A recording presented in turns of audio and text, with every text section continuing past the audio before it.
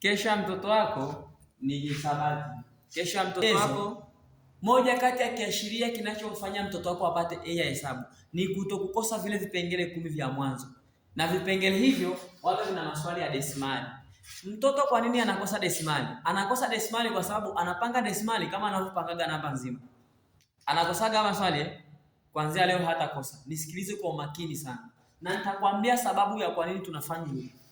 Hii namba iandike kama kawaida. Njia yetu itakuwa hivi.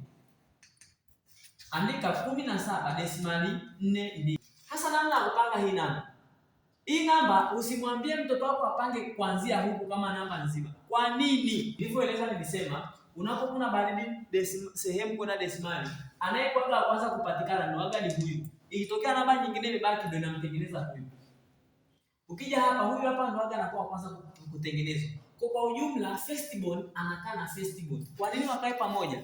Kumbuka mtoto wako, mkumbushe dhana ifuatayo kwamba unapokuwa unajumlisha namba, sababu unajumlisha mamoja kwa mamoja, ndio. Unaweza kujumlisha mamoja kwa makumi, atasema hapana. Unaweza kujumlisha mamia kwa maelfu, hapana. Tunapanga mamoja kwa mamoja, makumi kwa makumi. Unapojumlisha huwezi jumlisha namba nzima na viwango vya desimali. Kiwango cha kwanza cha desimali kitakaa na kiwango cha kwanza cha desimali. Desimali itakaa na desimali.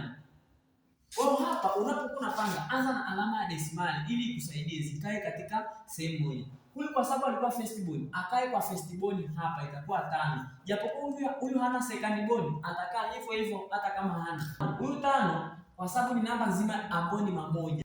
Aise, mkumbushe kwamba desimali zilingana kwa sababu tunajumlisha vinavyofanana. Watoto wengi wana tabia ya kuchukua hii namba 5, anaitanua na lazimisha ije huku. Huwezi fanya hicho kitu. Kwa sababu utakuwa umeshachukua secondborn unajumlisha na firstborn. Hapana, tunatakiwa tuhakikishe kwamba firstborn anakaa na firstborn. Kwa hapa 5, nasema firstborn kwa sababu huyu ndo anakuwa kwanza kuzalisha. Huyu ndo anakuwa kwanza kutengenezwa unapokuwa unabadili sehemu kwenda desimali. Kwa hapa hakikisha zimekaa pamoja. Tunachukua 2 haina mwenzake, ishushe 4 jumlisha 5 unapata 9. Desimali na desimali inakaa. Desimali hazijumlishi jamani. Kazi ya desimali ni bado inatenganisha upande wa namba nzima na viwango vya desimali.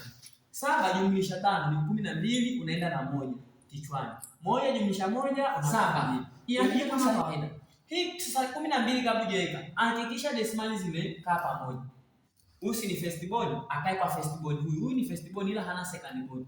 Firstborn kwa firstborn. Huyu ni secondborn, hana mwenzake. Kaa.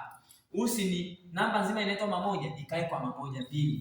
Huyu hana makumi, ila makumi ni moja hapo elfu. Jumlisha. Haina hata kuumiza kichwa. 7 yuko mwenyewe. 7 jumlisha 5 ni 12. Weka 2 kwenda na 1 kichwani. Jamani, watoto wengi wana tabia ya kurundika hapa viwango vya desimali. Desimali inaweza kuhamishwa ikaenda kwenye namba nzima. Kwa nini? Kwani vipande vya chungwa haviwezi kuungana vikaunda chungwa. Yaani viwango vya desimali vinaweza vikaungana kutengeneza namba nzima.